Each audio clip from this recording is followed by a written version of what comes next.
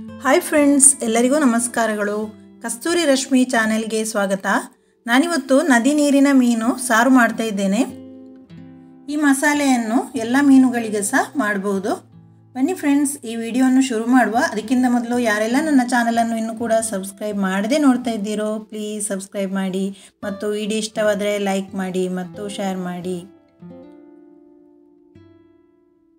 ಇಲ್ಲಿ ನಾನು 1 kgಯಷ್ಟು ಫಿಶನ್ನು ತಗೊಂಡಿದ್ದೇನೆ. ನೋಡಿ, ಈ ರೀತಿಯಾಗಿರುತ್ತೆ. ಇದನ್ನು ಕಟ್ ಮಾಡಿ ಇಟ್ಕೊಂಡಿದ್ದೇನೆ. ಈ ನದಿ ಮೀನಿನಲ್ಲಿ ಇಲ್ಲಿ ಮುಳ್ಳೆಲ್ಲ ಸ್ವಲ್ಪ ಜಾಸ್ತಿ ಇರ್ತದೆ. ನೋಡಿ, ಈ ರೀತಿಯಾಗಿ ಇದು ಸ್ವಲ್ಪ ದೊಡ್ಡ ಮೀನು. ನಾನಿಲ್ಲಿ ಅರ್ಧದಷ್ಟು ತೆಂಗಿನಕಾಯಿಯನ್ನು ತುರಿದಿಟ್ಕೊಂಡಿದ್ದೇನೆ. ಇದಕ್ಕೆ ಸ್ವಲ್ಪ ಖಾರ ಜಾಸ್ತಿ ಮಾಡಬೇಕು. ಇಲ್ಲಿ ನಾನು ಒಂದು ಕಡಾಯಿಯನ್ನು ಬಿಸಿ ಮಾಡಲಿಕ್ಕೆ ಇಟ್ಟಿದ್ದೇನೆ. ಅದಕ್ಕೆ 1 ಸ್ಪೂನಷ್ಟು ಎಣ್ಣೆಯನ್ನು ಹಾಕಿ ಒಂದು 8 ರಿಂದ 10 ಮೆಣಸನ್ನು ಹಾಕಿದೆ. ಒಂದು ಅರ್ಧ ಸ್ಪೂನಷ್ಟು ನಾನಿಲ್ಲಿ ಪೆಪ್ಪರನ್ನು ಹಾಕಿದೆ. ಈಗ ಚೆನ್ನಾಗಿ ಫ್ರೈ ಮಾಡಬೇಕು. ನಾವು ಇದಕ್ಕೆ ಊರಿನ ಮೆಣಸಲ್ಲಿ ಸಹ ಈ ಪದಾರ್ಥವನ್ನು ಮಾಡಬಹುದು.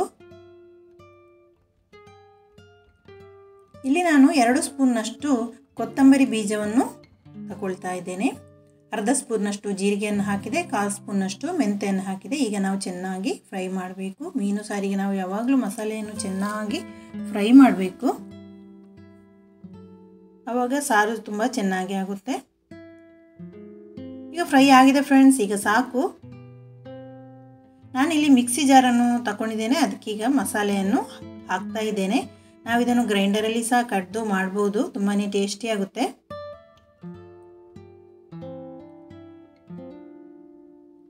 ಈಗ ನಾನು ತುರಿದಿಟ್ಕೊಂಡಂತಹ ತೆಂಗಿನಕಾಯಿಯನ್ನು ಹಾಕ್ತಾ ಇದ್ದೇನೆ.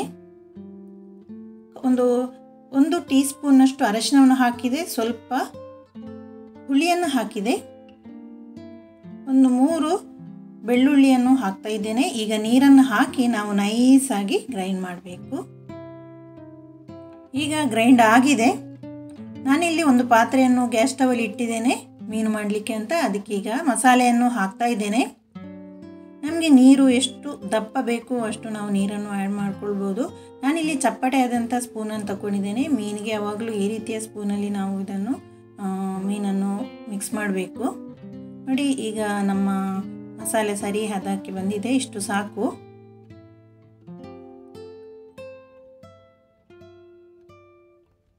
ಈಗ ನಾನು ಇದಕ್ಕೆ ರುಚಿಗೆ ತಕ್ಕಷ್ಟು ಉಪ್ಪನ್ನು ಹಾಕ್ತಾ ಇದ್ದೇನೆ. ಉಪ್ಪನ್ನು ಹಾಕಿ ಚೆನ್ನಾಗಿ ಮಿಕ್ಸ್ ಮಾಡ್ತಾ ಇದ್ದೇನೆ.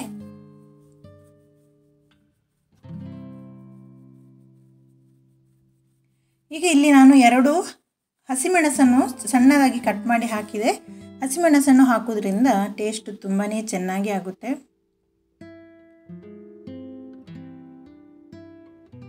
ಈಗ ಒಂದು ಸಣ್ಣ ಈರುಳ್ಳಿಯನ್ನು ಕಟ್ ಮಾಡಿ ಹಾಕ್ತಾ ಇದ್ದೇನೆ. ಈಗ ಚೆನ್ನಾಗಿ ಮಿಕ್ಸ್ ಮಾಡುವ.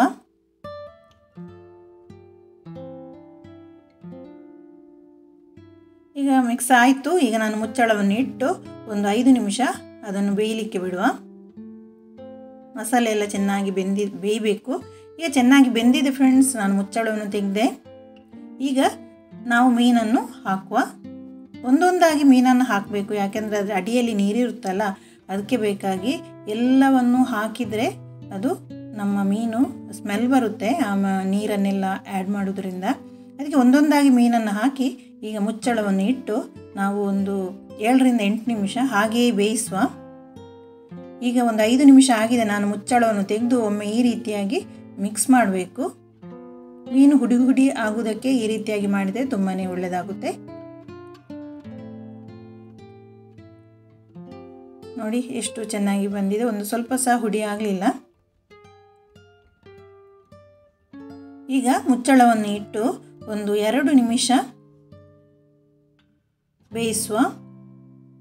ನೋಡಿ, ನಮ್ಮ ಫಿಶ್ ಕರಿ ಈಗ ರೆಡಿಯಾಗಿದೆ.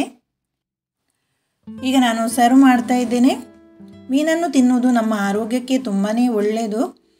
ಇದು ಸಿಹಿ ನೀರಿನ ಮೀನು ಆಗಿರುವುದರಿಂದ ಯಾವುದೇ ಕೆಮಿಕಲ್ ಇರುವುದಿಲ್ಲ. ತುಂಬಾ ಚೆನ್ನಾಗಾಗುತ್ತೆ ನಮಗೆ ಈ ಮೀನು.